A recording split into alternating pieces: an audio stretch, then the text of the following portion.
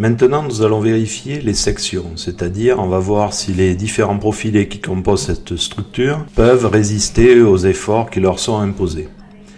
Donc dans l'énoncé, on vous indique les différents profilés qui sont employés.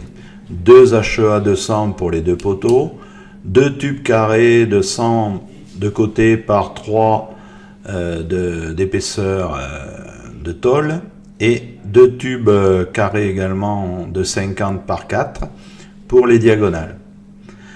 Alors on vous dit également dans l'énoncé que c'est un acier S275, ce qui veut dire donc que l'acier en question a une résistance élastique de 275 mégapascales.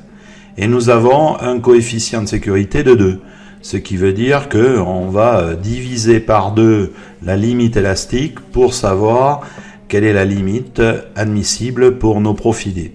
275 divisé par 2, ça fait 137,5 mégapascales.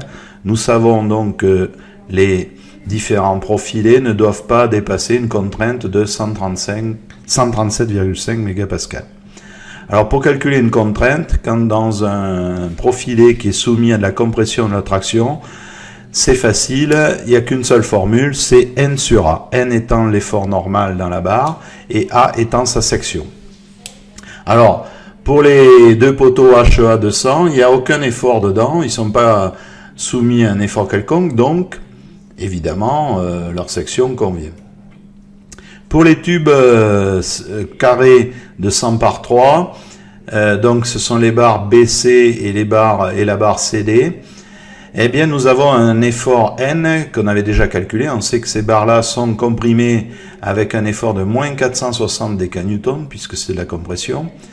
Il faut notre effort normal en newton, donc ça nous fait moins 4006. Alors pourquoi en newton? Parce que la contrainte s'exprimant en mégapascal, le mégapascal vaut 1 newton par 1 mm carré. Donc il nous faut l'effort N en newton et il nous faut la section en millimètres carrés. Alors la section des tubes de 100 par 3 a une valeur de 1140 mm carrés. Ça vous le trouvez dans l'énoncé. Et donc si on fait l'opération, 4600 divisé par 1140, on trouve 4 mégapascales. Évidemment, c'est très inférieur à 137,5 mégapascales. Donc les tubes carrés conviennent pour les 2 poutres BC et CD. Ensuite, les 2 autres diagonales, les barres 5 et 6, ce sont des tubes carrés de 50 par 4. Là, on avait calculé un effort N qui était égal à 567,2 décanewtons, soit 5672 newtons.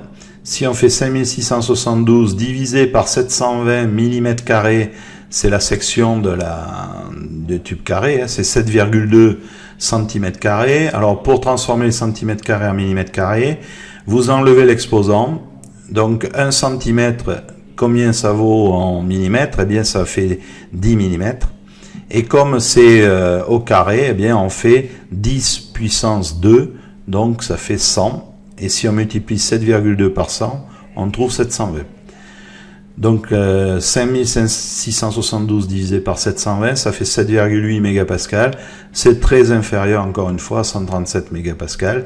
Du coup, eh bien, tous les profilés de notre structure vont résister aux efforts donnés par l'exercice.